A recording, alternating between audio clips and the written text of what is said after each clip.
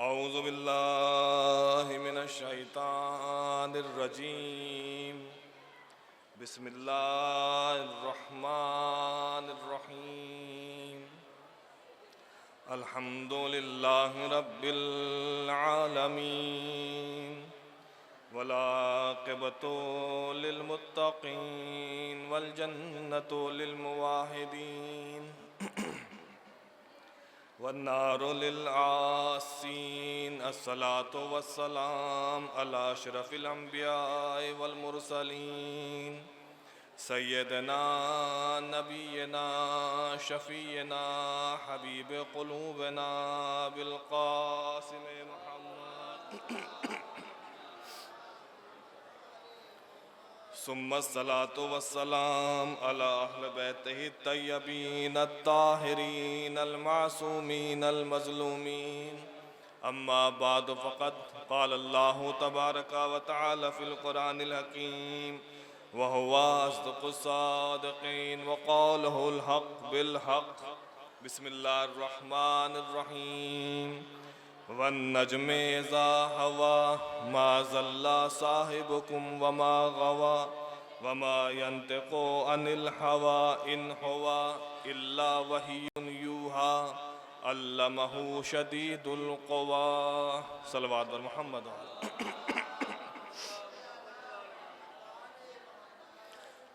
हज़रात गिरामी,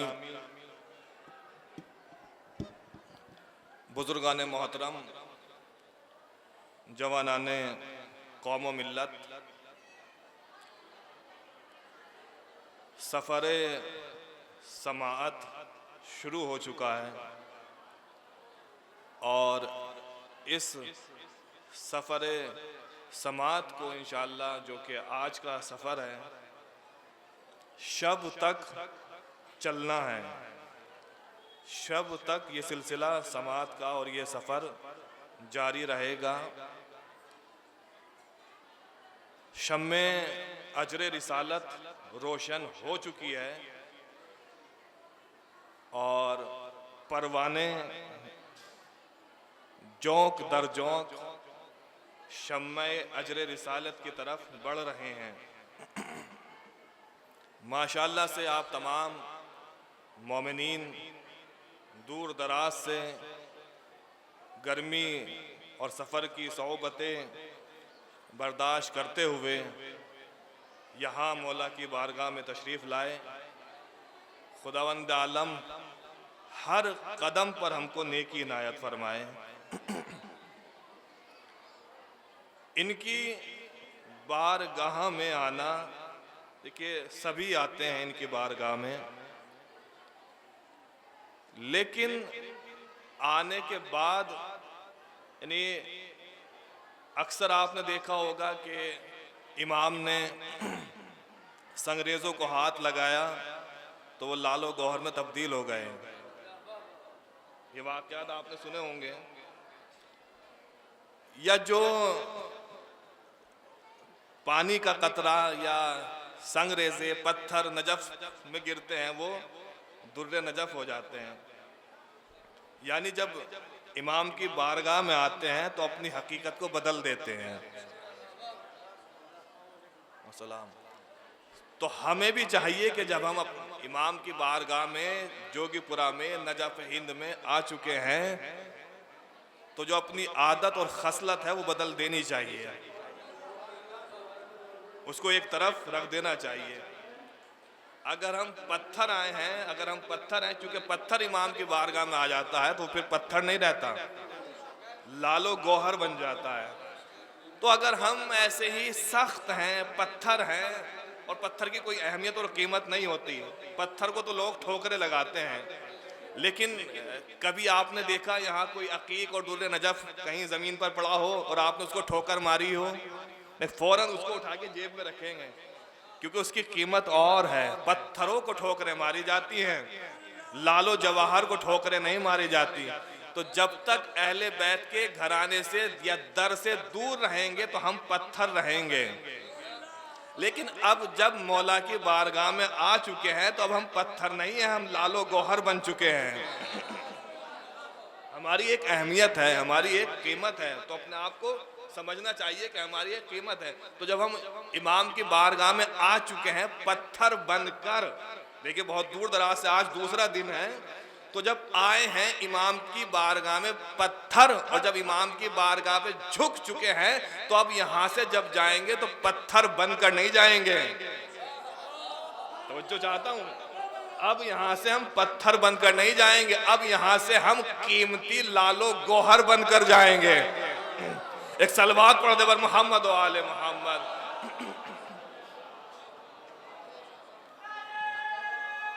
शुक्रिया। माशाअल्लाह से सारे के सारे संजीदा और पढ़े लिखे और समात जो है रखने वाले और सुनने का शौक़ रखने वाले यहाँ पर जमा हैं, और बहुत ही अच्छे से, मुझे उम्मीद है बहुत ही अच्छे से आप जो है मजलिस को सुनेंगे। और रही तादाद की बात, वैसे तो मैंने एक बिस्मिल्लाह की है इस जिक्र की, और ज़ाकिरीन तो मेरे बाद आएंगे, तो मैं एक बिस्मिल्लाह कर रहा हूँ आज की। और उस दिन से अच्छा कोई दिन हो ही नहीं सकता कि जिस दिन की इब्तिदा जिक्र अहले बैत से हो, उससे अच्छा दिन क्या हो सकता है। तो हमने बिस्मिल्लाह करना है। तमाम मोमिनीन जो है वो परवाने शम्मे रिसालत के पास आ चुके हैं। लेकिन एक बात है, मैंने शम्मा और परवाने का जिक्र किया है, लेकिन जब हम शम्मा और परवाने को देखते हैं, तो जब परवाना शम्मा के पास आता है तो शम्मा उसको जला देती है। लेकिन ये अजीब शम्मा है कि जब परवाने आते हैं तो जलते नहीं है, दुनिया को जलाते हैं। यहाँ जिंदगी मिलती है, यहाँ मौत नहीं मिलती। यहाँ परवानों को मौत नहीं मिलती, यहाँ तो जिंदगी मिलती है। ये ऐसी शम्मा है तो यहाँ पर जिंदगी मिलती है। जो भी परवाना यहाँ पर आ जाता है उसको जिंदगी मिलती है। तो यही अल्लाह ने, मैंने एक ये आयत आपकी खिदमत में तिलावत की। इंशाअल्लाह जो मेरा मौजू है वो है रसूल और वारिसे रसूल। इसी पर मुझे इंशाअल्लाह गुफ्तगू करनी है, रसूल और वारिसे रसूल। सूरह नज्म की 5 आयतें, शुरू की आयतें हैं, वो आपकी खिदमत में मैंने तिलावत की है। और ये सूरह नज्म कुरान मजीद का मक्की सूरा है। अब देखिए, जमाने के एतबार से कुरान के जो सूरे हैं नज़ूल के एतबार से उनकी 2 किस्में हैं, समझिएगा। एक है मक्की, एक है मदनी। क्या मतलब? यानी जब रसूल अल्लाह इब्तिदा में मक्के में रहे तो जो सूरे कुरान नाजिल हुआ वो मक्के में नाजिल हुआ, तो उसको कहा गया मक्की। मक्के के बाद पैगंबर इस्लाम मदीने में पहुंच गए, अब वहां जो कुरान नाजिल हुआ उसको कहा गया वो मदनी हो गया। तो 2 सूरे हैं, एक मक्की एक मदनी। मक्की यानी इब्तिदाई सूरा, और मदनी जो बाद में नाजिल हुए। तो ये कुरान मजीद का मक्की सूरा है, यानी इब्तिदाई सूरों में से एक सूरा है। तवज्जो, इब्तिदाई सूरों में से एक सूरा है। कौन? सूरह नज्म। और यहाँ अल्लाह ने जो बात शुरू की है, मेरा मौजू तो जहन में है ना, रसूल वारिसे रसूल। अब जब अल्लाह ने यहाँ बात शुरू की है तो अजीब बात है, अल्लाह ने कसम खाकर बात को शुरू किया है। तवज्जो चाहता हूँ, कसम खाकर अल्लाह ने बात को शुरू किया। और क्या कहा कसम खाकर? कहा वन नज्मे इज़ा हवा, मुझे कसम है सितारे की जब वो गिरा। तो जो चाहता हूं, क्या कहा? मुझे कसम है सितारे की जब वो गिरा, यानी जब तक नहीं गिरा अल्लाह ने भी कसम नहीं खाई। तवज्जो चाहता हूं, जब तक नहीं गिरा तो अल्लाह ने कसम ही नहीं खाई। अब लोग कहते हैं, मसलन कभी कभी ये होता है कि आप इनसे, मौलाना आप इनसे कहाँ बातें कर रहे हैं, आप इनके कहाँ मुंह लग रहे हैं, ये इंसान बात करने लायक नहीं है, ये इंसान गिरा हुआ है। करते हैं नहीं बात गुफ्तगू कि इसके कहाँ आप मुंह लग रहे हैं? कहा भाई क्यों? क्योंकि ये जो इंसान है ये गिरा हुआ है, ये इंसान गिरा हुआ है। यानी हमारी आदत ये है कि अगर कोई इंसान गिरा हुआ हो तो हम उसको बात करने के लायक भी नहीं समझते। उसको हम, अगर गिरा हुआ इंसान है तो बात करने के लायक नहीं समझते, बात हम उससे करते ही नहीं है। तो या अल्लाह, हम तो मुआशरे में जो इंसान गिरा हुआ होता है उसको बात करने के लायक भी नहीं समझते। और या अल्लाह तू कसम खा रहा है सितारे की, वो भी गिरे हुए की, गिरे हुए सितारे की कसम का मुझे कसम है हम तो गिरे हुए को मुंह नहीं लगाते, बात करने के लायक नहीं समझते। और या अल्लाह तू कसम खा रहा है सितारे की, वो भी गिरे हुए की। तो अल्लाह की आवाज आएगी, समर ये ना देख गिरा हुआ है, ये ना देख गिरा हुआ है, ये देख कहां गिरा है। ये गिरा है अली के आस्ताने पर। अरे जो इस चौखट पर गिरता है हम उसको इतना बुलंद कर देते हैं कि कयामत तक लायक जिक्र हो जाता है। सलवात पढ़े बर मोहम्मद।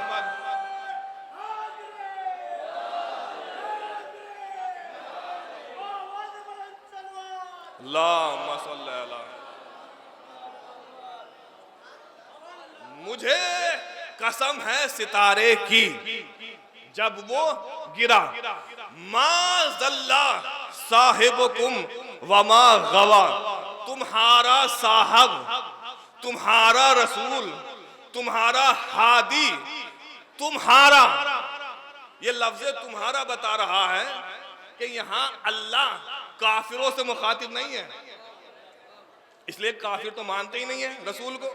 तो अल्लाह यहाँ काफिरों से मुखातिब नहीं, अल्लाह यहाँ कलमा पढ़ने वालों से मुखातिब है, मुसलमानों से मुखातिब है। और कलमा को पढ़ने वालों से मुखातिब होकर अल्लाह ने कहा कि तुम्हारा साहब, तुम्हारा रसूल, तुम्हारा हादी न कभी बहका, न कभी भटका और ना ही कभी गुमराह हुआ। देखिए मैंने अर्ज किया कि कुरान मजीद के जो शुरुआती सूरे हैं, इब्तिदाई सूरे हैं, ये वो है सूरह नज्म। तो यानी मतलब क्या, यानी कुरान की इब्तिदा ही में, शुरुआती में अल्लाह ने कह दिया कि ये जो रसूल है ये न कभी बहका है, न भटका है, न कभी गुमराह हुआ है।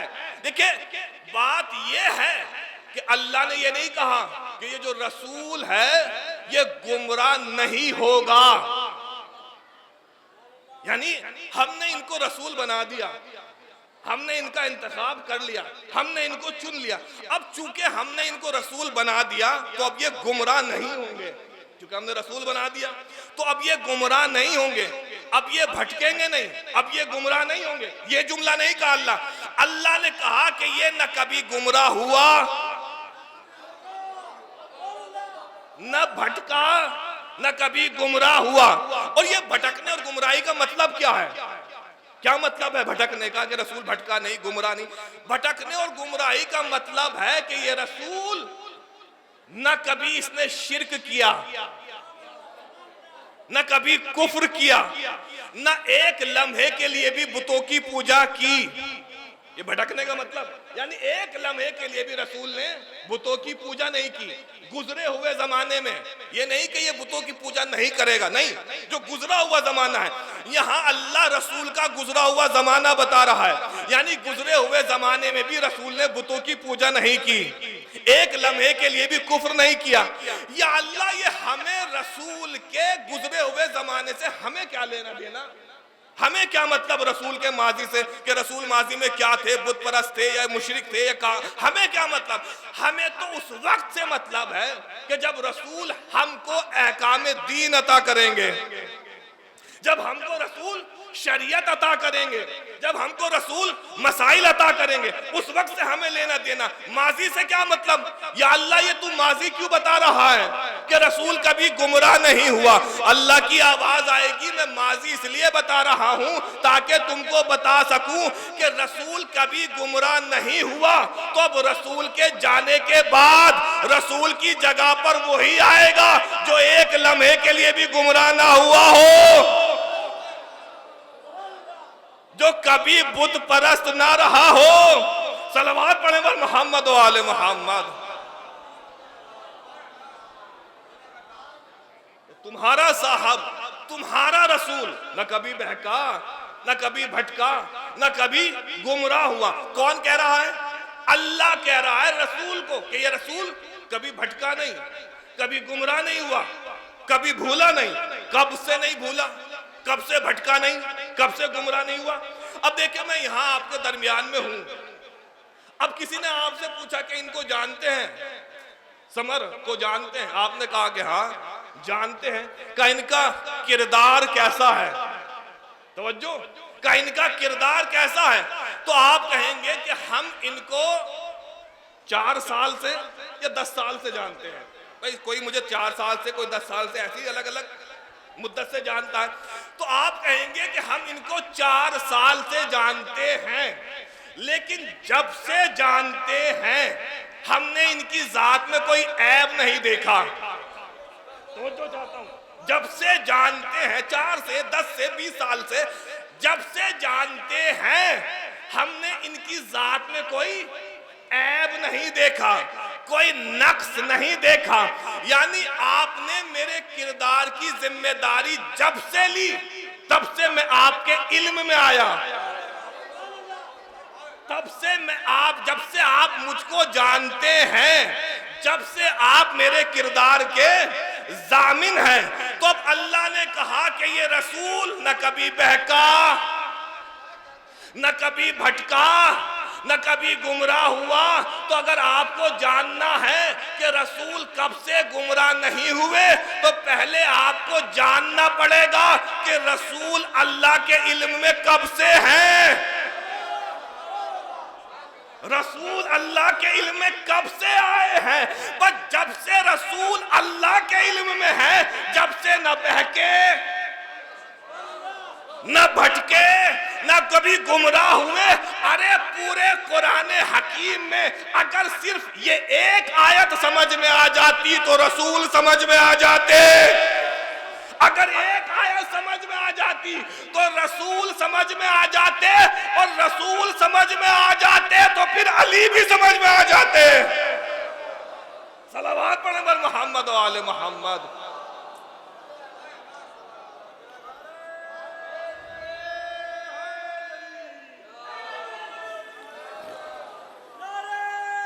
जज़ाकल्लाह।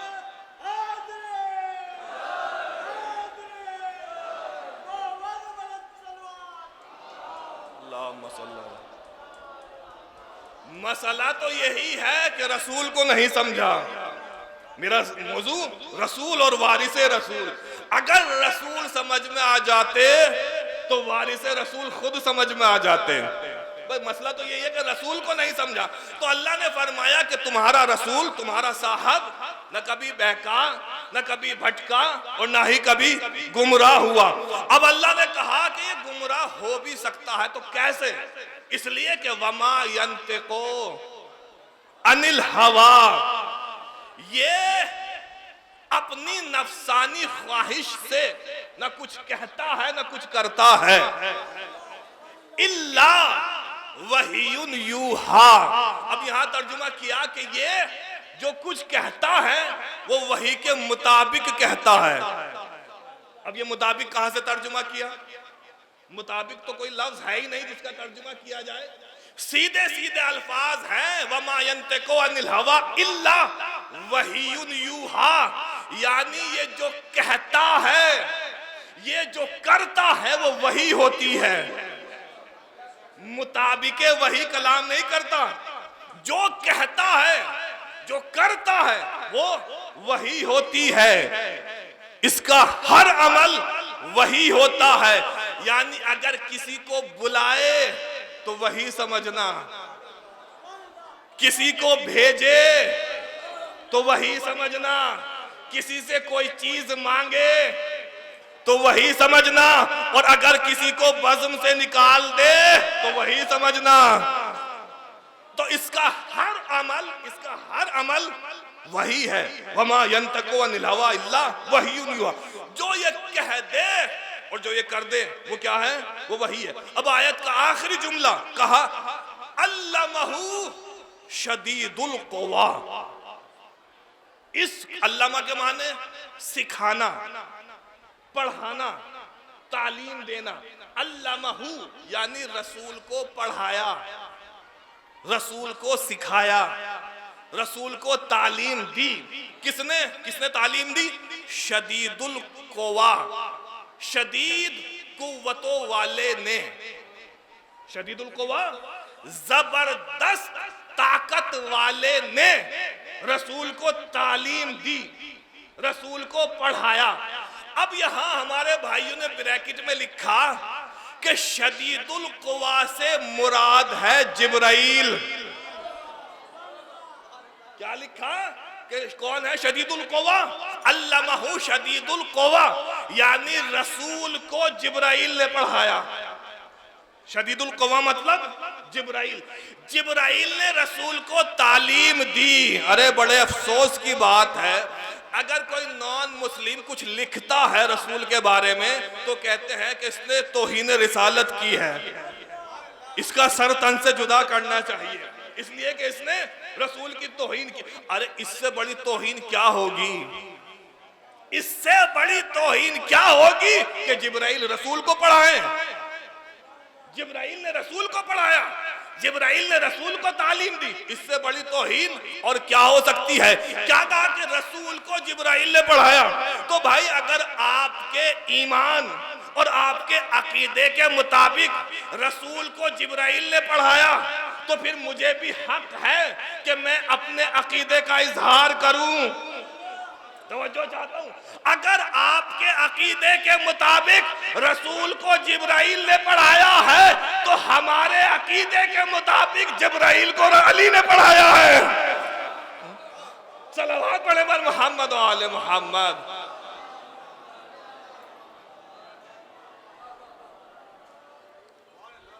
अगर आपके अकीदे के मुताबिक रसूल को जिब्राइल ने पढ़ाया तो फिर जिब्राइल को अली ने पढ़ाया है। अब लोग कहते हैं फजीलतें इतनी बढ़ा देते हैं, ऐसे करते हैं। हम फजीलतें बढ़ाते नहीं हैं, आप रसूल की शान को घटा देते हैं। अब क्या क्या नहीं लिखा गया रसूल के बारे में, अगर मैं अर्ज करूं क्या क्या। कभी रसूल भूल जाते थे, रसूल जो है वो कभी वजू करना कभी गुस्ल करना भूल जाते थे, कभी जो है वो खड़े होकर पेशाब करते थे, कभी इस तरह बाजार जाते थे। यानी क्या क्या लिखा गया। रसूल ने अपनी बेटियों की शादी फला से की और रसूल ने जो है वो वालिदैन काफिर थे। यानी मैंने जुमला कहा कि अगर रसूल समझ में आ जाते तो वारिसे रसूल समझ में आ जाता। मसला यही है कि जमाने ने रसूल को नहीं समझा, रसूल ही को नहीं समझा। अफसोस इस बात का है कि दुनिया ने रसूल को अपने जैसा समझा, इसीलिए रसूल की जगह पर भी अपने जैसे को ले आए, अपने जैसों को। रसूल, अगर रसूल की शान, रसूल का मर्तबा, रसूल की इज्जत समझ में आ जाती कि ये है रसूल, तो समझ में आ जाता कि जब रसूल ये है तो वारिस रसूल भी ऐसा ही होना चाहिए। वारिसे रसूल भी। अब देखें क्या है रसूल की शान, क्या है। अब देखें जब अल्लाह ने कुरान मजीद में अपने रसूल का जिक्र फरमाया तो अल्लाह ने कहा, सूरह तलाक के अल्फाज हैं, कद अंज़लल्लाहु इलैकुम ज़िक्रन रसूला। अल्लाह ने कहा कि मैंने तुम्हारी तरफ अपने जिक्र को नाजिल किया, तुम्हारी तरफ मैंने अपने जिक्र को नाजिल किया, और वो जिक्र है मेरा रसूल। कौन है अल्लाह का जिक्र? रसूल। रसूल है जिक्र, अल्लाह है जाकिर। मैं बहुत तवज्जो चाहता हूं, ये नहीं है कि अल्लाह जिक्र है रसूल जाकिर है, नहीं। अल्लाह है जाकिर, रसूल है जिक्र। अब ये मेरी मजलिस यहाँ रिकॉर्ड हो रही है, आपने बाद में जाकर रिकॉर्डिंग को सुना और सुनने के बाद कहा ये यहाँ गलत पढ़ा, ये गलती की, ये गलती की, ये गलत पढ़ा। अब आप जो ये ऐब निकाल रहे हैं, ये क्या है? ये मेरा जिक्र है, जो रिकॉर्डिंग है, जो मैं बयान कर रहा हूं, ये क्या है? ये मेरा जिक्र है। अब आपने बाद में मेरे जिक्र में ऐब निकाला, ये गलत, ये गलत, ये गलत। अब आप बताइए ये ऐब किसका था? ये जिक्र का ऐब नहीं है, ये जाकिर का ऐब है। तवज्जो चाहता हूं, ये जिक्र का ऐब नहीं है, ये जाकिर का ऐब है, ये जाकिर का ऐब है। अब रसूल है जिक्र, अल्लाह है जाकिर। रसूल जिक्र है,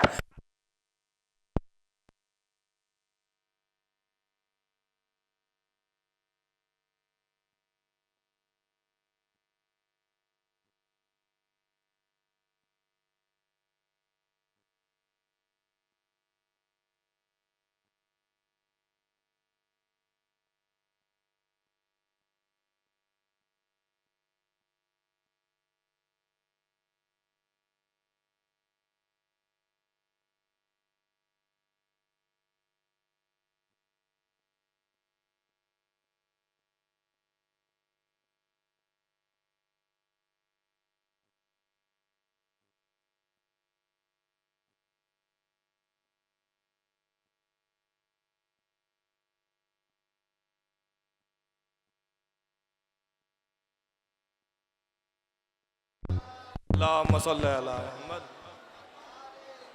तो रसूल जिक्र है, अल्लाह जाकिर है। तो अगर कोई जिक्र में ऐब निकाले, ऐसे थे ऐसे थे ऐसे थे, तो ये जिक्र का ऐब नहीं, जाकिर का ऐब है।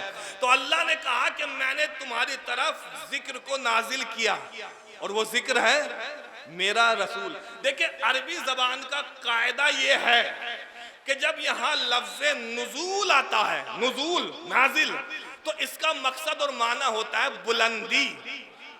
जाकर सुनिएगा, पहली गुफ्तगू है, अभी तो बहुत लंबा दिन है। क्या कहा? अभी तो माशाल्लाह साहब चार्ज है, अभी तो बहुत देर लगेगी डाउन होने में। तो अल्लाह ने क्या, जब भी लफ्ज नुजूल आता है तो क्या माना होते हैं उसके? बुलंदी। यानी अल्लाह ने कहा मैंने जिक्र को, अपने रसूल को नाजिल किया। क्या मकसद? यानी रसूल बुलंद है, रसूल बुलंद है। बुलंदी का दूसरा नाम रसूल है। रसूल बुलंद है, रसूल अपने आप में बुलंद है। और ये कहने के बाद फिर अल्लाह ने फरमाया कि मेरे हबीब वरफ़अना लका ज़िक्रका, मेरे हबीब हमने आपके जिक्र को बुलंद किया। रसूल खुद बुलंद, रसूल का जिक्र बुलंद। और फिर अल्लाह ने फरमाया व इन्नका लअला खुलुकिन अज़ीम, मेरे हबीब आपका किरदार बुलंद। रसूल खुद बुलंद, जिक्र बुलंद, किरदार बुलंद। और फिर अल्लाह ने कुरान में, फिर अल्लाह ने कुरान को कहा कि हमने इस कुरान को नाजिल किया, इन्ना अंज़लनाहु, हमने कुरान को नाजिल किया। यानी ये कुरान बुलंद, कुरान बुलंद। और फिर ये कहकर अल्लाह ने फरमाया वह यस्सर ना हो बेलिसाने का मेरे हबीब हमने इस बुलंद कुरान को आपकी जबान से जारी किया। यानी रसूल का कलाम बुलंद, रसूल की जबान बुलंद, रसूल का बयान बुलंद। और फिर अल्लाह ने फरमाया, तबारकल्लज़ी सुब्हानल्लज़ी असरा बिअब्दिही लैला मिनल मस्जिदिल हराम इलल मस्जिदिल अक़सा। पाक है वो जात जो अपने बंदों को ले गई रातों रात। कहां ले गई? फकाना काबा कौसैन अव अदना सुम्मा दना फतदल्ला फकाबा कौसैन अव अदना। उस बुलंदी पर ले गई कि जहां हजरत जिब्राइल के भी पर जल रहे थे। इतनी बुलंदी पर, जहां, अरे जिस बुलंदी पर जिब्राइल के पर जल रहे थे, वहां मेरे रसूल जूतियां पहनकर चल रहे थे। अल्लाह, अल्लाहु अकबर, या रसूल अल्लाह, या रसूल अल्लाह, या अली, या अल्लाहुम्मा सल्ली अला मुहम्मद। समझे, रसूल को समझे। अगर रसूल समझ में आ गए, अगर रसूल की इज्जत समझ में आ गई, तो वारिसे रसूल भी खुद समझ में आ जाएंगे, फिर अली भी खुद समझ में आ जाएंगे। क्या है रसूल? अल्लाह ने कहा कि रसूल, रसूल खुद बुलंद। समझे, रसूल खुद बुलंद, रसूल का नाम बुलंद, रसूल का जिक्र बुलंद, रसूल का मकाम बुलंद, रसूल का बयान बुलंद, रसूल का कलाम बुलंद, रसूल का जिक्र बुलंद, रसूल का मकाम बुलंद, रसूल का कलाम बुलंद। अरे जब रसूल इतना बुलंद है तो अब रसूल की जगह पर वही आएगा जो कभी रसूल के हाथों पे बुलंद, कभी कांधों पे बुलंद, कभी मिंबर पे बुलंद।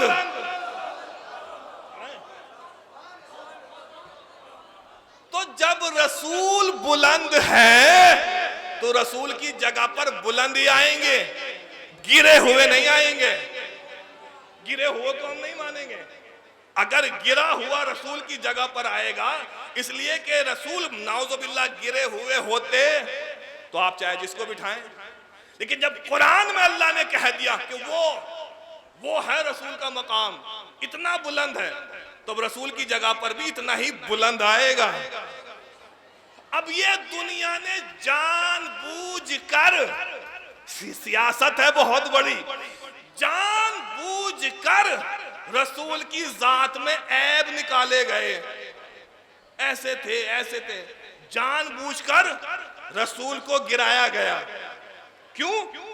जानबूझकर रसूल को गिराया गया। क्यों? इसलिए ताकि रसूल की जगह पर गिरे हुओं को बिठा सके। इसलिए जानबूझकर रसूल की जात में ऐब निकाले गए। और कसम खुदा की, रसूल के मकाम पर ऐसे ऐसों को बिठाया गया कि जो किरदार तो छोड़ो, कि जो नाम से भी गाली हैं। नाम भी उनके अजीबो गरीब गाली, नाम भी उनके गाली हैं। अब मैं नाम ले लूंगा कि जो नाम के एतबार से भी सही नहीं है, माना के एतबार से भी, अगर उनके माना आप देखेंगे तो माना के एतबार से भी वो ऐबदार नजर आएंगे। अखलाक किरदार तो छोड़िए उनका, अगर मीनिंग देखेंगे तो वो भी ऐबदार ही मिलेगा आपको। लेकिन कायनात में 3 नाम ऐसे हैं, तवज्जो, कि जिनका हर्फ हर्फ बामाना, हर्फ हर्फ बामकसद, यानी लफ्ज लफ्ज, यानी लफ्जों में भी ऐब नहीं है, हर्फ में भी ऐब नहीं है। अगर हर्फ हर्फ देखेंगे तो उसके भी माना मिलेंगे। सबसे पहले 3 नाम है। सबसे पहले नाम है अल्लाह। अल्लाह के क्या माना है? अल्लाह के माना है, अल्लाह वो पावर और वो ताकत है जो पूरी कायनात पर साए में है, जिसके साए में पूरी कायनात है। उसको, उस पावर को, उस ताकत को कहते हैं अल्लाह। अगर आप लफ्ज अल्लाह से अलिफ को हटाएंगे, देखिए पढ़े लिखे लोग हैं, अगर लफ्ज अल्लाह से अलिफ को हटाएंगे तो लिल्लाह बचेगा। फिर कुरान की आवाज आएगी, लिल्लाहे मा फिस समावाते वल अर्ज। और अगर लिल्लाह से लाम को हटाएंगे तो लहू बचेगा। फिर कुरान की आवाज आएगी, लहू अस्लमा मन फिस समावाते वल अर्ज। और अगर लहू से भी आप लाम को हटाएंगे तो फिर हु बचेगा। फिर कुरान की आवाज आएगी, हुवल अलीयुल अजीम। तो अल्लाह वो जात है, वो नाम है कि जिसका हर्फ हर्फ बामकसद, हर्फ हर्फ बामाना, यानी लफ्जों में भी ऐब नहीं है। फिर दूसरा नाम है नामे मोहम्मद। मोहम्मद, मोहम्मद के क्या माना है? क्या माना है मोहम्मद के? मोहम्मद के माना है जिसकी ज्यादा से ज्यादा तारीफ की जाए। तवज्जो, ज्यादा से ज्यादा तारीफ की जाए उसको कहते हैं मोहम्मद। इनका नाम है मोहम्मद और खुदा का नाम है महमूद। वो है महमूद, इनका नाम रखा मोहम्मद। महमूद के क्या माना है? महमूद के माना है जिसकी तारीफ की जाए। फर्क समझिएगा, महमूद जिसकी तारीफ की जाए, मोहम्मद जिसकी ज्यादा से ज्यादा तारीफ की जाए। सुने, समझे समझे। जिसकी बारगाह में आप हैं उसके उस्ताद को समझें, रसूल को समझें। मोहम्मद जिसकी ज्यादा से ज्यादा तारीफ की जाए, महमूद जिसकी तारीफ की जाए। अल्लाह ने कहा कि मैं महमूद इसलिए हूं क्योंकि मेरी तारीफ कायनात करती है, और ये मोहम्मद इसलिए है क्योंकि इसकी तारीफ मैं अल्लाह करता हूं। मैं अल्लाह इसकी तारीफ करता हूं, सारी कायनात मेरी तारीफ करती है और मैं अल्लाह इस रसूल की तारीफ करता हूं। तो मोहम्मद के माने जिसकी ज्यादा से ज्यादा तारीफ की जाए। अगर आप लफ्ज़े मोहम्मद से मीम को हटाएंगे तो हम्द बचेगा। हम्द के माना है तारीफ, और अगर हम्द से आप हे को हटाएंगे तो फिर दो मीम और दाल बचेगी, लफ्ज बनेगा मोमिद। मोमिद, मोमिद के माना है मददगार। कुरान के अल्फाज हैं इन्नी मोमिद्दुकुम, मैं हूं तुम्हारा मददगार। और अगर मोमिद से आप मीम को हटाएंगे तो फिर मद बचेगा। मद, मद के माना है बुलंद। मद के माना बुलंद। और अगर मद से भी आप मीम को हटाएंगे तो बचेगी दाल। दाल के माना है दलील।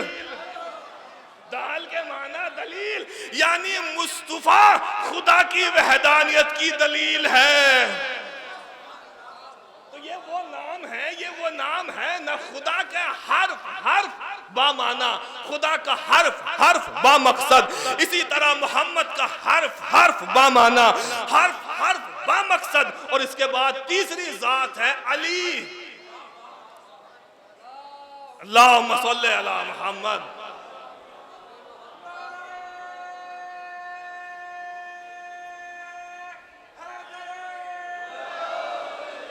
अली, अली के माना आप अली के नाम पर हाथ बुलंद कर रहे हैं। अली के माना है बुलंद, अली के माना है आला।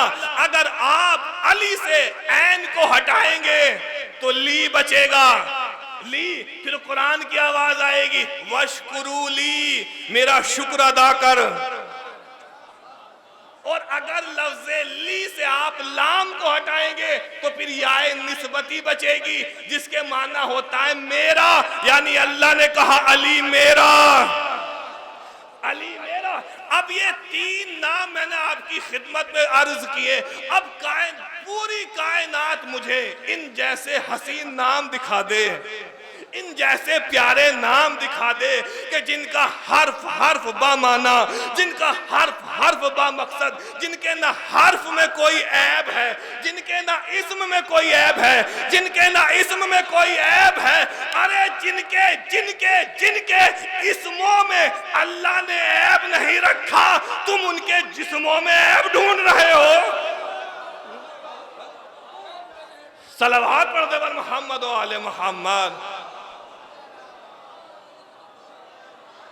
देखिए बहुत ही जल्दी जल्दी जो है वक्त गुजर रहा है। इनके तो इस्म में कोई ऐब नहीं है। और याद रखिएगा मेरे अजीजों, इस्लाही मजालिस हैं, एहसान करने की आदत डालें, एक दूसरे पर एहसान करने की आदत डालें।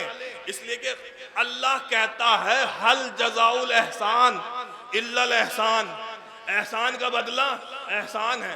तो जरूर जो है वो एहसान करने की आदत डाले। जनाबे अबू तालिब ने 3 एहसान किए। अब ये अलग बात है कि कोई समझे या ना समझे, एहसान को कोई समझे या ना समझे, लेकिन 3 एहसान किए जनाबे अबू तालिब ने। एक तो एहसान ये हुआ कि अल्लाह का नबी जनाबे अबू तालिब के घर में पैदा हुआ। दूसरा एहसान ये हुआ कि उस नबी का नाम मोहम्मद जनाबे अबू तालिब ने रखा। बस जाकर सुन लीजिएगा। तीसरा एहसान ये हुआ कि जब ये सरकारे नबी जवानी के मरहले में दाखिल हुए तो इस नबी का निकाह भी जनाबे अबू तालिब ने पढ़ा। ये 3 एहसान किए हैं जनाबे अबू तालिब ने, लेकिन अल्लाह ने कहा कि ये एहसान रसूल पर नहीं है, ये एहसान मुझ पर है। अब कोई माने या ना माने, जो बाज़र्फ होता है वो तो एहसान मानता है। तो अल्लाह ने कहा है अबू तालिब ये एहसान रसूल पर नहीं है, ये एहसान मुझ पर है, और मैं अल्लाह एहसान का बदला एहसान देता हूं। ए अबू तालिब, अगर मेरा नबी तुम्हारे घर में आया है तो तुम्हारा बेटा हमारे घर में।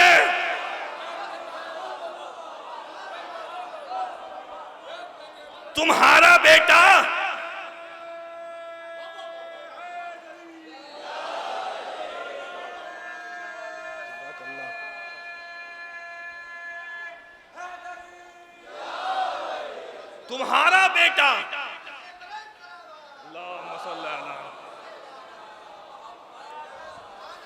मैं एहसान का बदला एहसान देता हूं।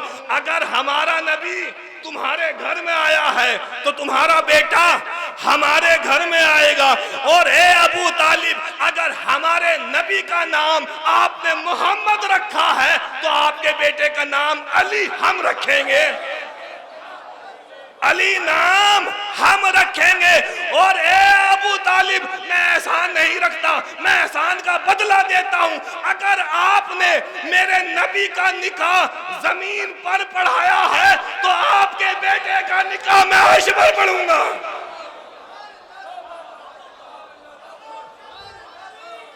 अली अली अली अली अली अली अली अली अली अली अली हैदरी।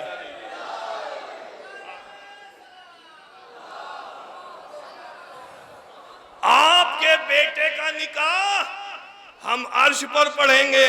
और सुन लीजिए आखिरी रिवायत, एक मर्तबा जब मौला अली आए हैं तो अल्लाह के रसूल ने फरमाया, या अली मुबारक हो, अल्लाह ने मेरी बेटी का निकाह अर्श पर आपके साथ पढ़ा है, अर्श पर आपके साथ पढ़ा है। और अल्लाह ने महर करार दिया है जमीन को आसमान को। महर तो जानते हैं ना, महर दूल्हा पर वाजिब होता है कि वो महर अदा करे। हजूर ने फरमाया कि अल्लाह ने लिखा, किसने लिखा? मौलवी ने नहीं, अल्लाह ने लिखा है, अल्लाह ने लिखा है।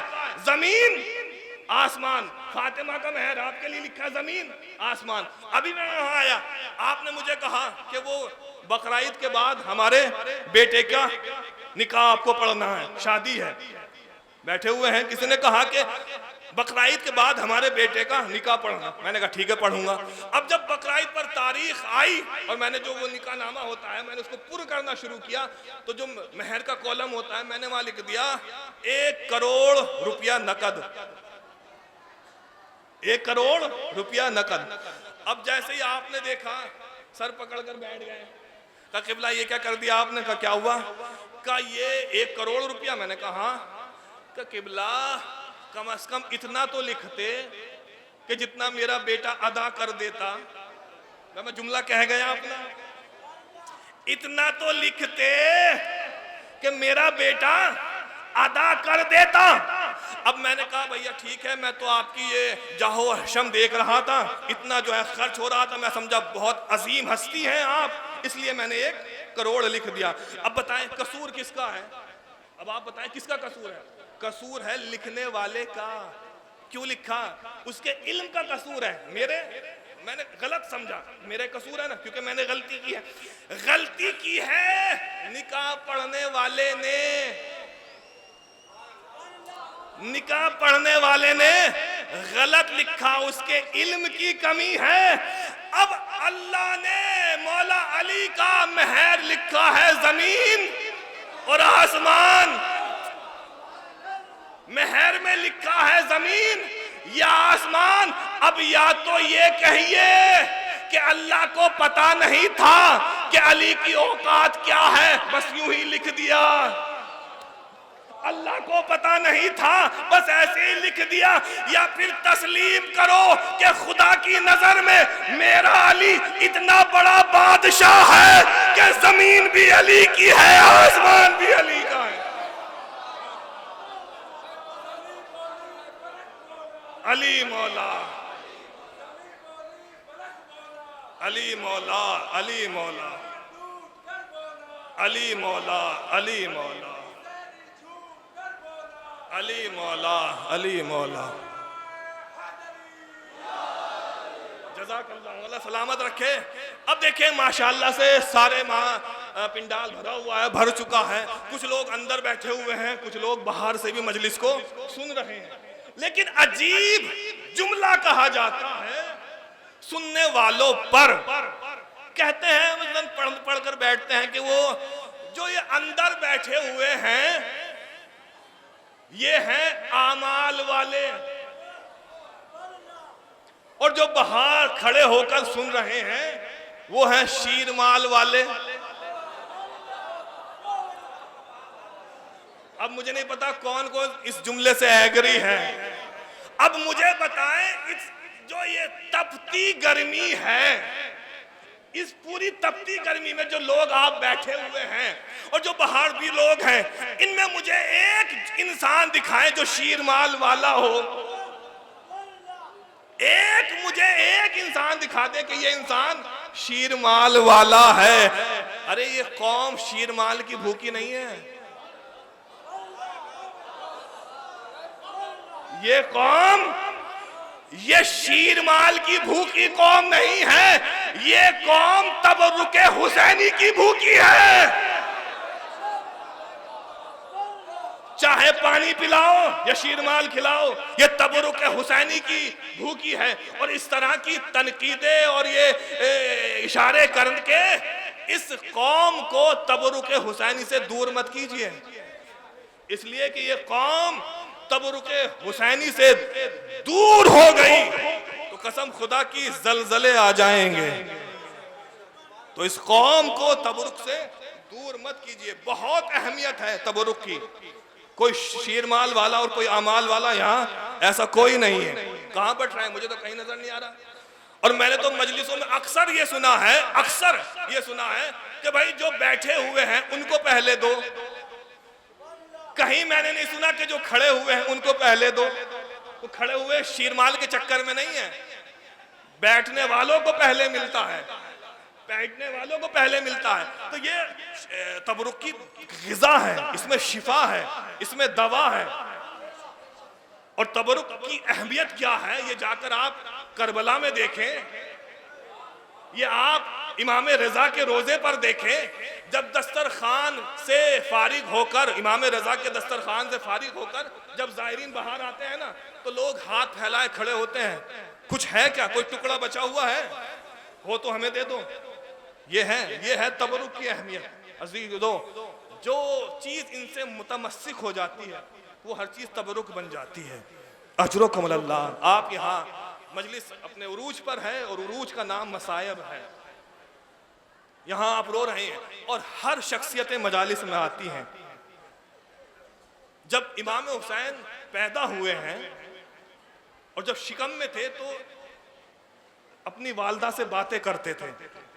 जनाब ज़हरा ने रसूलुल्लाह से कहा, या रसूलुल्लाह ये बच्चा मुझसे अजीब है, बातें करता है। कभी कहता है अना अतशान, अम्मा मैं आपका प्यासा बेटा। कभी कहता है अम्मा अना उरियान, मैं बेगोरो कफन। कभी कहता है मैं आपका गुरस्ना भूखा प्यासा बेटा। कभी कहता है मैं 3 दिन का बेगोरो कफन आपका लाल बच्चा है।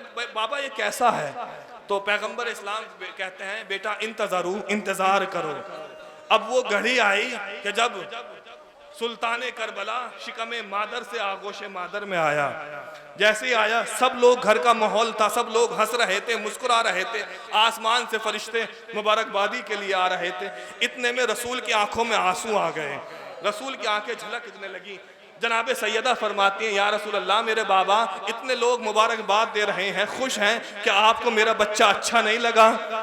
क्या मेरे बच्चे में कोई ऐब है? अच्छा नहीं लगा? क्या नहीं ज़हरा बच्चा तो बहुत अच्छा है, मैं इसकी नाज बर्दारियाँ कराऊंगा, मैं इसके नाज उठाऊंगा, मैं इसको कंधे पर सवार करूंगा। क्या फिर बाबा रो क्यों रहे हैं? क्या रो इसलिए रहा हूँ कि अभी अभी जिब्राइल ने बताया है कि ये आपका नवासा करबला में 3 दिन का भूखा प्यासा शहीद हो जाएगा। अजरुकुम अल्लाह। जैसे ये जुमला कहा तो जनाब सैयदा सर झुकाती हैं और सर बुलंद करके कहती हैं, बाबा फिर मेरी हुसैन को रोएगा कौन?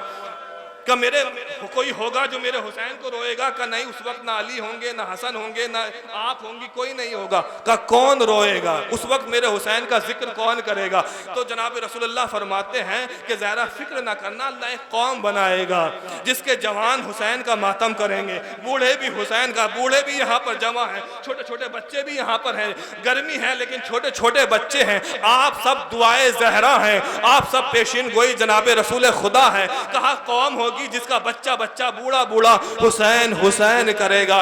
ये सुनकर जनाब सैयदा के चेहरे पर मुस्कुराहट आई और मुस्कुराकर फरमाते हैं, या रसूल अल्लाह, आप मेरे हुसैन के रोने वालों को क्या अता करेंगे? या रसूल अल्लाह, आप मेरे हुसैन के रोने वालों को क्या देंगे? इतने में हसन से पूछती हैं, हसन आप बताइए अपने भाई के रोने वालों को क्या दोगे? इतने में मौला अली से पूछा, या अली आप बताइए अपने बेटे के रोने वालों को क्या देंगे? अभी ये लोग आपस में बातें ही कर रहे थे कि जनाब सैयदा ने सर से चादर उतारी का बाबा आप कुछ दे या ना दे, हसन आप कुछ दे या ना दे, अली आप कुछ दे या ना दे, मगर मैं ज़हरा नंगे सर जन्नत के दरवाजे पर बैठ जाऊंगी और कहूंगी, या अल्लाह, जब तक मेरे हुसैन के आज़ादार जन्नत में ना जाएंगे मैं ज़हरा ना जाऊंगी।